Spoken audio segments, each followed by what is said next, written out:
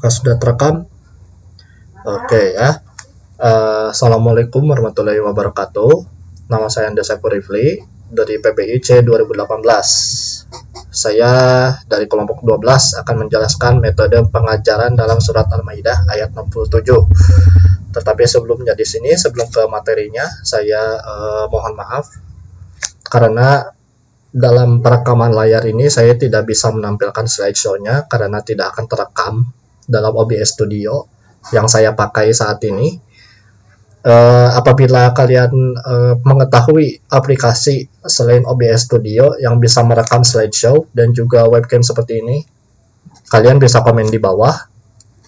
Dan juga bila ada suara lain selain saya, mohon maaf karena tempat saya memang agak sedikit ribut ya. Oke, kita langsung saja ke materinya.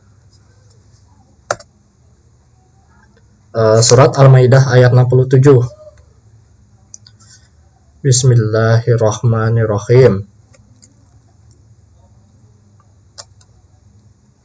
Ya ayyuhar rasulu balligh ma unzila ilaika min rabbika wa illam tafa'ala fama ballaghta risalatah wallahu ya'asimuka minan nas innallaha la yahdil qaumal kafirin.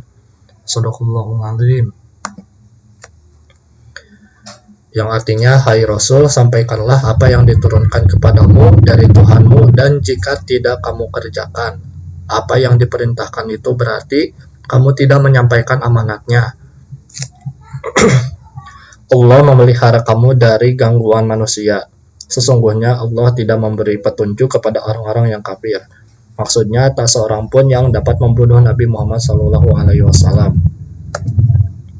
Dalam tafsir ayat ini saya mengambil hanya dua tafsir, yaitu yang pertama tafsir Al-Misbah dan yang kedua tafsir Al-Maraghi. Dalam tafsir Al-Misbah disebutkan bahwa Thohir Ibnu Ashur Ar-Razi berpendapat bahwa ayat ini merupakan ganjaran Allah kepada Nabi Muhammad bahwa beliau akan dipelihara oleh Allah dari gangguan dan tipu daya orang-orang Yahudi dan Nasrani, dan itu sudah dijamin ya. Ketika beliau berdakwah, beliau sudah terpelihara oleh Allah, Allah akan melindunginya dari gangguan ahlul kitab, khususnya Yahudi dan Nasrani. Dan juga Thohir Ibnu Ashur menambahkan bahwa ayat ini mengingatkan Nabi Muhammad untuk menyampaikan ajaran agama kepada ahlul kitab tanpa menghiraukan kritik dan ancaman mereka. Apalagi teguran-teguran yang dikandung oleh ayat-ayat lalu harus disampaikan oleh Nabi Muhammad itu merupakan teguran keras. Maksudnya begini, jadi orang yang ahlul kitab ini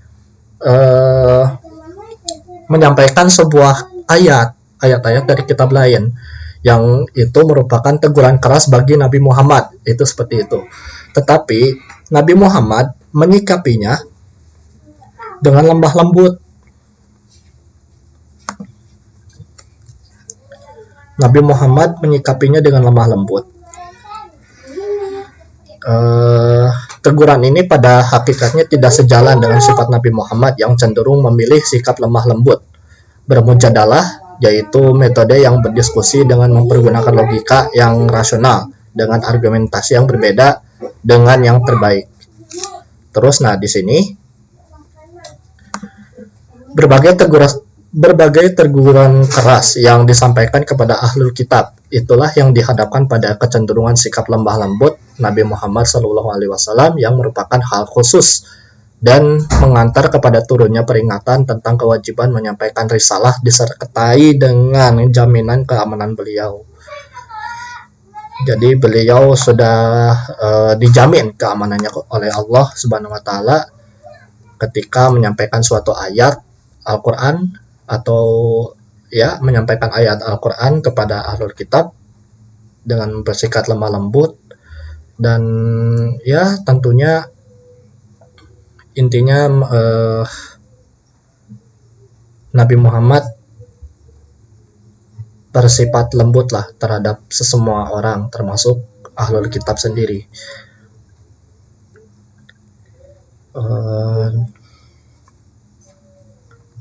Oke, dan selanjutnya kita akan masuk ke tafsir Al-Maraghi.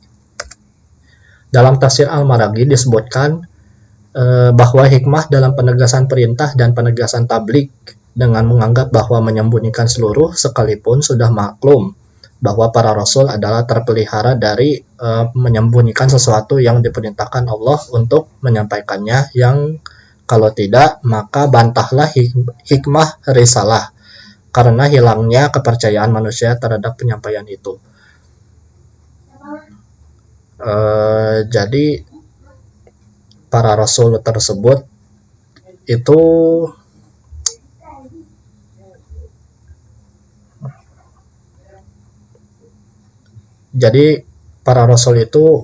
anggaplah secara terang-terangan untuk bisa menyampaikan suatu ayat untuk bisa memperingatkan orang-orang kafir, dan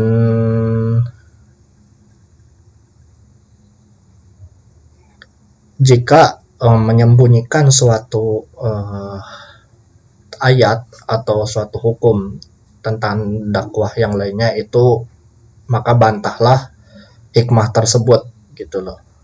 Terus hikmah dari penegasan itu tadi bagi Rasulullah sendiri adalah pemberitahuan untuknya bahwa tabligh itu menjadi kewajiban yang tak bisa ditawar-tawar dan tidak boleh menyembunyikan yang wajib untuk disampaikan dalam keadaan apapun. Iya, Rasul itu mempunyai sifat tabligh yang artinya menyampaikan, dan dalam menyampaikan dakwah itu sendiri tidak boleh disembunyikan walaupun dalam kondisi apapun itu. Jadi harus secara terang-terangan, walaupun Nabi sendiri juga pernah dakwah secara sembunyi-sembunyi, tetapi itu tujuannya itu sangat bagus sekali untuk bisa menyadarkan seluruh umat manusia untuk bisa kembali ke jalan Allah. Nah, dan berdasarkan analisis implikasi ayat dengan pendidikannya, ada tiga metode dalam surat Al-Maidah ya disebutkan. Ada metode ceramah, ada metode nasihat, perintah dan larangan, dan juga ada metode ganjaran dan hukuman, tagrib dan tahrib. Yang pertama adalah metode ceramah. Metode ceramah adalah suatu cara penyajian atau penyampaian informasi melalui penerangan dan penuturan secara lisan oleh pendidik terhadap peserta didiknya dalam memperjelas penyajiannya. Metode ini banyak sekali dipakai karena metode ini mudah digunakan. Metode ceramah ini sering kita jumpai pada proses pembelajaran di sekolah, mulai dari tingkat yang rendah sampai ke tingkat yang berpendidikan tinggi. Sehingga metode ini sudah dianggap sebagai metode yang terbaik bagi pendidik untuk melakukan interaksi belajar mengajar. Iya, dalam peserta didik pun metode ceramah itu memang paling favorit lah ya. Dengan metode ceramah ini supaya murid tersebut bisa supaya bisa mengulang kembali pembicaraan apa yang disampaikan oleh guru. Dan juga yang kedua adalah metode nasihat, perintah dan larangan. Al-Quran menggunakan kalimat-kalimat yang menyentuh hati untuk mengarahkan manusia kepada ide yang dikehendakinya. Inilah yang kemudian dikenal dengan nasihat. Nasihat yang disampaikan ini selalu disertai dengan teladan dan pembiasaan dari orang yang memberikan nasihat itu. Nasihat sasarannya adalah timbulnya kesadaran pada orang yang dinasehati, karena ceramah dan nasihat itu anggaplah satu terkait lah ya. Jadi si peserta didik ini mulai melakukan pembiasaan dari orang yang teladan tentunya. Dan tujuannya sendiri itu akan baik ke depannya.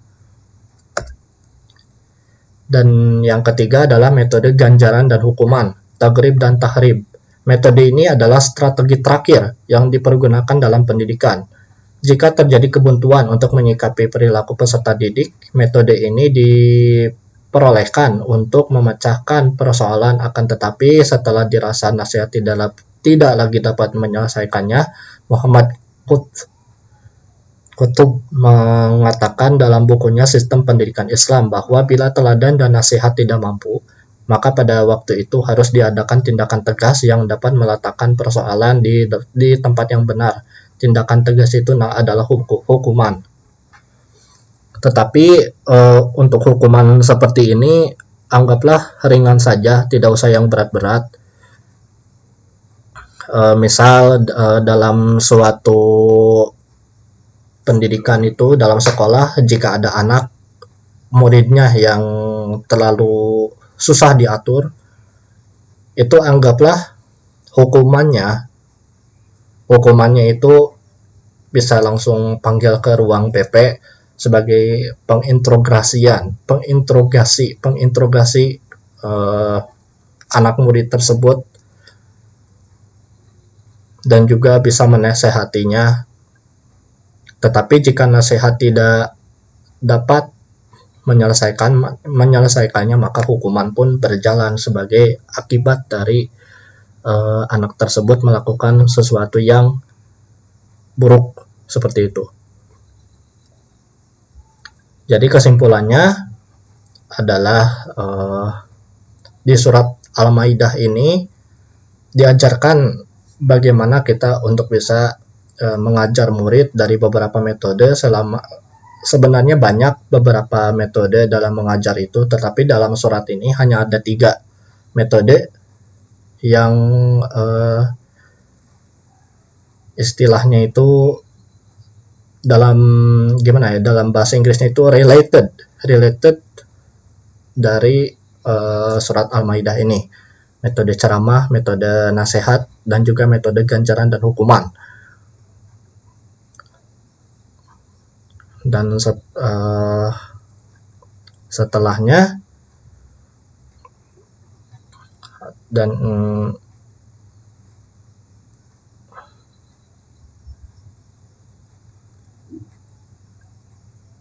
setelah itu Nabi Muhammad juga pernah menggunakan metode ini dalam berdakwah intinya.